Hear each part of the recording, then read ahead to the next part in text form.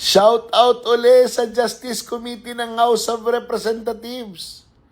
Congresswoman Luistro, Congressman Ridon.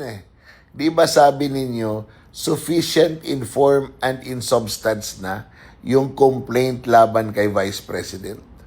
Di ba sinabi nyo rin na sufficient na yung ground?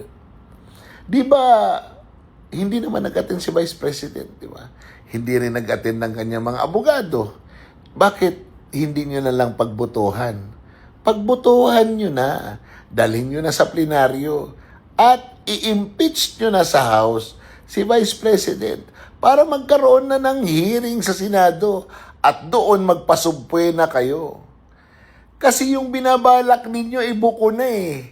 Gusto nyo, dyan sa committee ninyo, magkaroon kayo ng mini trial para ilabas yung mga kwento ninyo, yung mga naratibo ninyo, yung mga insulto ninyo, at kung ano-ano pa, para siraan lang talaga ang Vice Presidente.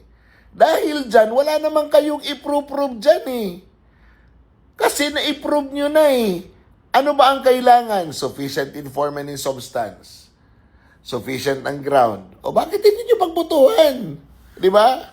Bakit gusto nyo pa ng mini trial? Bakit gusto nyo may mga supwe-supwe na pa kayo? Hindi na nga nag-attend yung Vice President. Dalhin nyo na doon. Ang dami nyo mga yaw-yaw na guilty kasi di nag-attend. Di kung guilty, dalhin nyo sa Senado at i-prove nyo yung guilt niya doon.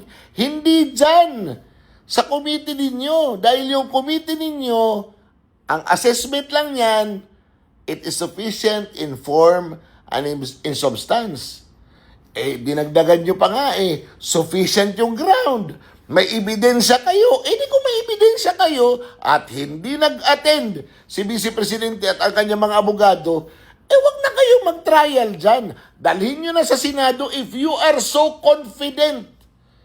If you are so confident of your case, dalhin nyo na yan sa Senado. At doon, ilatag nyo lahat ng mga ebidensya na sinasabi ninyo. Bakit parang gusto nyo ng drama-drama? Bakit gusto nyo ng kwento-kwento? Bakit gusto nyo ng mga tanong-tanungan dyan? Kasi alam nyo na pag dumating sa Senado, hindi mangyayari ang gusto ninyo.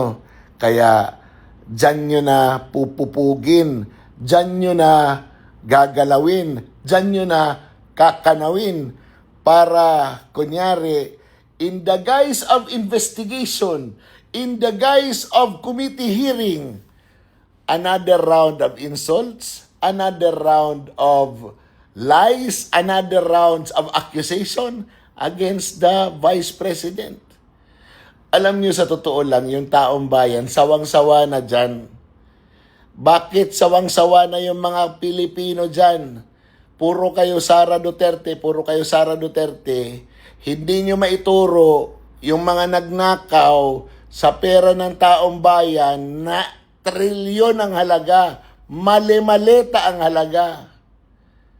Di ba? Alam nyo, ngayon kayo ang nandyan. Ngayon hawak kayo ni Marcos. Ngayon ang administrasyon pumapabor sa inyo. Ako na nagsasabi, if the tide will turn against you, kawawa talaga kayo sa mga tao. Kahit saan kayo pumunta, ibubu talaga kayo at pagsasalitaan kayo ng masama. Dahil nga, yung ugali ninyo, tinatabunan ninyo yung mga magnanakaw, hindi nyo ginagalaw yung mga nagnakaw. Instead, yung tao na makakasalba sa Pilipinas sa kinalalagyan ngayon, sinisira ninyo. Dahil ayaw nyo ng matinong leader. Gusto nyo ng leader na madidiktahan ninyo. Sayang ang bayot!